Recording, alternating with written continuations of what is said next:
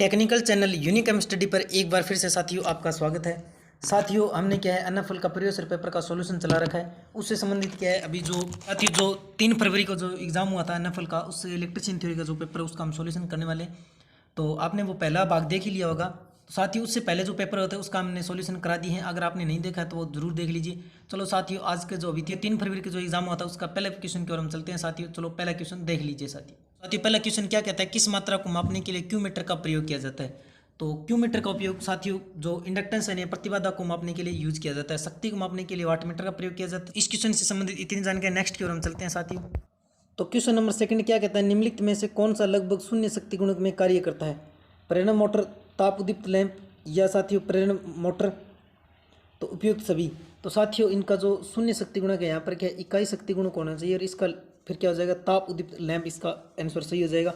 इस क्वेश्चन से संबंधित इतनी जानकारी नेक्स्ट की ओर हम चलते हैं साथियों। जो प्रेरण मोटरें हैं और या प्रेरण कुकर है ये साथियों क्या है इकाई शक्ति गुणक पर नहीं अर्थात इकाई से कम शक्ति गुणक पर चलते हैं। सभी क्या इंडक्टिव युक्ति है। इस क्वेश्चन से संबंधित इतनी जानकारी। 3 नंबर क्वेश्चन क्या कहता है, निम्नलिखित में से किसे धातु दिष्टकारी के रूप में जाना जाता है। अर्थात धातु दिष्टकारी कौन सा है, यानी एसी को डीसी में बदलने वाली युक्ति। सिलिकॉन डायोड, गैस नली डायोड या ताम्र ऑक्साइड। तो ये ताम्र ऑक्साइड है, ये क्या है धातु दिष्टकारी के रूप में आता है। इस क्वेश्चन से संबंधित इतनी जानकारी नेक्स्ट की ओर हम चलते हैं। 4 नंबर क्वेश्चन क्या कहता है, वोल्टतामापी की सुग्राह्यता की इकाई क्या होती है। तो साथियों इसकी क्या है ओम प्रति वोल्ट होती है और इसकी सुग्राह्यता का मान कितना होता है। तो साथियों ये होता है 20 किलो ओम प्रति वोल्ट, यानी 1 वोल्ट के लिए 20 किलो ओम होता है साथियों। इस क्वेश्चन से संबंधित इतनी जानकारी नेक्स्ट की ओर हम चलते हैं साथियों। एक XOR गेट प्राप्त करने के लिए निम्न कम से कम कितनी संख्या में नैंड गेट का प्रयोग किया जाता है। तो साथियों इसके लिए क्या है 4 नैंड गेट का यूज करेंगे और XOR गेट हम प्राप्त कर लेंगे। नेक्स्ट क्वेश्चन की ओर हम चलते हैं साथियों। 6 नंबर क्वेश्चन क्या कहता है, एक ट्रांजिस्टर का सामान्य प्रकार यह वह है कि बिजली ऊर्जा हस्तांतरण करना, ऊर्जा को बदलना, यांत्रिक ऊर्जा उत्पादन करना या धारा प्रवाह को रोकना। तो साथियों ट्रांजिस्टर का कार्य क्या है, तो ये है ऊर्जा का बदलने का कार्य करता है। नेक्स्ट क्वेश्चन की ओर हम चलते हैं। अपने मित्रों में शेयर कर दें जिससे सभी को प्राप्त हो साथियों। निम्नलिखित में से सक्रिय ट्रांजिस्टर कौन सा है, ताप वैद्युतिक युग्म, तापरोधी, विकृति प्रामीपी या LVDT। तो साथियों ये ट्रांजिस्टर सक्रिय ट्रांजिस्टर ये ताप वैद्युतिक ट्रांजिस्टर होता है। इस क्वेश्चन से 8 नंबर क्वेश्चन क्या कहता है, एक अर्ध तरंग डायोड दिष्टकारी को कितनी अधिकतम क्षमता होती है। तो इसकी होती है 40.6 और जो पूर्ण तरंग दिष्टकारी उसकी होती है 81.2 होती है। इनकी ये क्षमताएं होती है। और अर्ध तरंग दिष्टकारी केंद्र के एक डायोड प्रयोग किया जाता है। पूर्ण दिष्टकारी केंद्र के है ये दो प्रकार के होते हैं, पूर्ण एक सेंटर टैप्ड और एक पूर्ण सेतु दिष्टकारी। और सेतु में 4 होते हैं और पूर्ण ये जो पूर्ण के अंदर जो सेंटर टैप्ड है उसके अंदर क्या है 2 डायोड होते हैं। इस क्वेश्चन से संबंधित इतनी जानकारी नेक्स्ट की ओर हम चलते हैं। 9 नंबर क्वेश्चन क्या कहता है साथियों, प्रकाश डायोड के लिए कौन सा प्रचालन क्षेत्र होता है, short circuit, open circuit, reverse bias या फॉरवर्ड वाइस। तो जो प्रकाश डायोड यानी फोटो डायोड को क्या है रिवर्स वाइस के अंदर चलाया जाता है, इसके लिए ही चलता है। नेक्स्ट क्वेश्चन की ओर हम चलते हैं साथियों। नंबर क्वेश्चन क्या कहता है साथियों, ऑटो आइसोलेटर युक्ति कौन से साधन से होते हैं। तो ये LED और फोटो डायोड के अंदर क्या है ऑटो आइसोलेटर युक्ति प्रयोग की जाती है। नेक्स्ट की ओर हम चलते हैं साथियों। क्वेश्चन नंबर 11 क्या कहता है, कौन सी गैस पैदा होती है जब सीसा अम्ल बैटरी चार्ज होती है। तो जब ये चार्ज होती है, जब लेड एसिड बैटरी चार्ज होती है तो क्या है हाइड्रोजन गैस उत्पन्न होती है। इस क्वेश्चन से संबंधित इतनी जानकारी नेक्स्ट। चलो साथियों ये बता दीजिए आप, जो लेड एसिड बैटरी है इसके अंदर क्या इलेक्ट्रोलाइट कौन सा प्रयोग किया जाता है, कमेंट कर जरूर बता दें। नेक्स्ट की ओर हम चलते हैं साथियों। भू-रिसाव परिपथ यानी ELCB किस सिद्धांत पर कार्य करती है। तो अवशिष्ट धारा के सिद्धांत पर काम करती है। अवशिष्ट जो ELCB साथी है वो क्या अवशिष्ट धारा के सिद्धांत पर कार्य करती है। नेक्स्ट क्वेश्चन की ओर हम चलते। चलो एक साथियों ये और बताना ELCB का प्रचालन धारा कितनी होती है। साथियों ये होती है 100 मिली एम्पीयर धारा पर भी ये प्रचालित हो सकती है, यानी इतनी कम धारा पर भी ये प्रचालित हो सकती है। नेक्स्ट की ओर हम चलते हैं साथियों। 13 नंबर क्वेश्चन क्या कहता है, निम्न में से कौन से तार गेज में उच्च धारा का वहन किया जा सकता है। 18 SWG, 20 SWG, 24 SWG या 26 SWG। तो साथियों इसका आंसर 18 SWG आएगा, क्योंकि 18 SWG के सबसे बड़ा तार होता है। जितना अभ्यास ज़्यादा होगा तार का उतनी धारा ज़्यादा वहन कर पाएगी।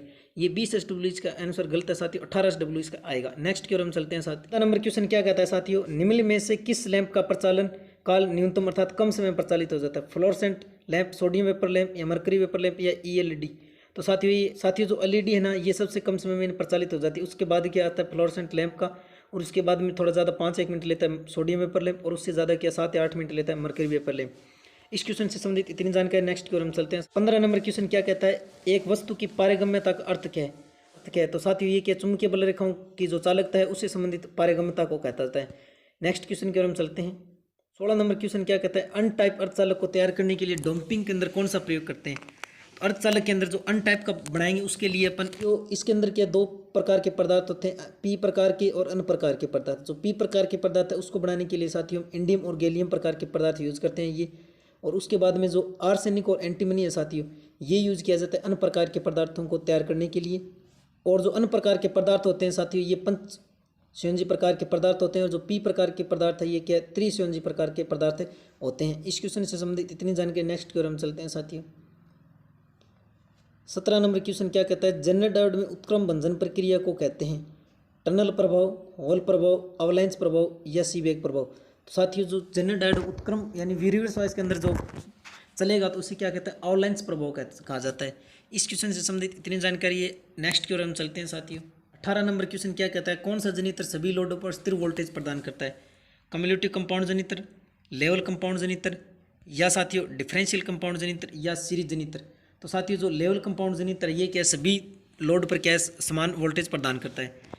19 नंबर क्वेश्चन क्या कहता है साथियों, 19 नंबर साथियों प्रश्न क्या कहता है, स्कॉट संयोजन को खालिस्तान में बदलने के लिए यूज किया जाता है।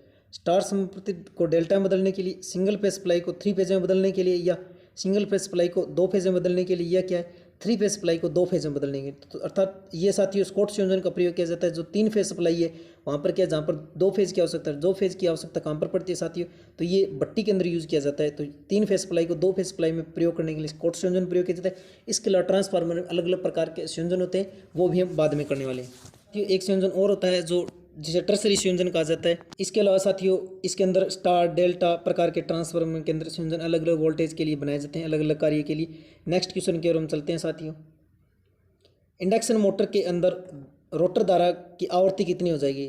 तो साथियों ये रोटर धारा की आवृत्ति ज्ञात करने के लिए जो स्लिप है उसका गुणा हम सप्लाई आवृत्ति से कर देंगे। तो साथियों क्या इसकी रोटर आवृत्ति आ जाएगी। ये ऑप्शन बी एकदम सही है। नेक्स्ट की ओर हम चलते हैं साथियों। 21 नंबर क्वेश्चन क्या कहता है, 4 पोल एसी मशीन के लिए कुल इलेक्ट्रिक डिग्री कितनी हो जाएगी। तो इसका आंसर तो साथियों 720 हो जाए, लेकिन 720 आया कैसे साथियों।